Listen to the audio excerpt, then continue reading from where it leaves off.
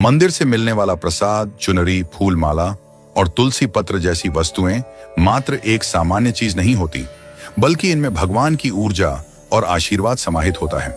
कई बार हमें यह सवाल आता है कि मंदिर से जो प्रसाद या वस्तुएं मिलती हैं, उनका क्या करना चाहिए। खासकर जब चुनरी या फूल माला जैसी चीजें घर लाते हैं तो हमें समझ नहीं आता कि इनका क्या करें और इन्हें कहां रखें। इस वीडियो में यही सवाल उठाया गया है और इसका सरल सा जवाब भी दिया गया है। जब हमें मंदिर से चुनरी मिलती है तो वह साधारण कपड़ा नहीं होता। वह कपड़ा भगवान के स्पर्श से होकर आता है और उसमें भगवान की ऊर्जा समाहित होती है। चुनरी को हमें हमेशा श्रद्धा और सम्मान से रखना चाहिए। किसी भी प्रकार के संकट या मुश्किल समय में जब घर में कोई परेशानी हो तो उस चुनरी को अपने सिर पर रखें या माथे पर लगाएं। यह एक विशेष ऊर्जा से भरपूर होती है और यह संकट के समय में शांति और समाधान का मार्ग खोलने में मदद करती है। भगवान का ध्यान करते हुए उस चुनरी का स्पर्श हमें ईश्वर की कृपा का एहसास कराता है।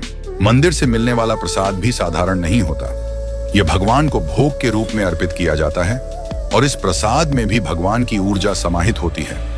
जब हम प्रसाद ग्रहण करते हैं तो यह न केवल शारीरिक रूप से हमें तृप्त करता है, बल्कि हमारी आत्मा को भी शांति और संतोष प्रदान करता है। प्रसाद का एक एक कण हमारे लिए अमृत के समान होता है। हमें इसे ग्रहण करते समय भगवान का ध्यान करना चाहिए ताकि हम उसकी दिव्य ऊर्जा को आत्मसात कर सकें। प्रसाद ग्रहण करते समय हमें यह याद रखना चाहिए कि यह कोई साधारण भोजन नहीं है, बल्कि यह ईश्वर द्वारा दिया गया आशीर्वाद है।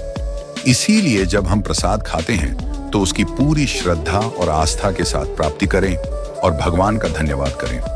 यह हमारे शरीर और आत्मा दोनों की तृप्ति का कारण है। इसीलिए हमें भोजन को कभी भी व्यर्थ नहीं छोड़ना चाहिए।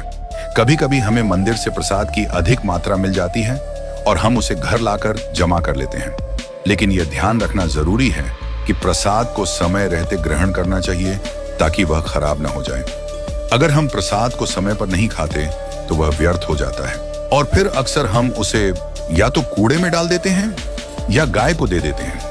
यह सही नहीं है। यदि प्रसाद नहीं खा सकते तो उसे तुरंत किसी जरूरतमंद को दें ताकि वह व्यर्थ न जाए और हम एक अच्छा कर्म कर सकें। हमारे लिए यह आवश्यक है कि जब भी हमें कोई चीज मिलती है तो उसे साझा करें। यह नियम खासकर प्रसाद और भोजन के लिए बहुत महत्वपूर्ण है।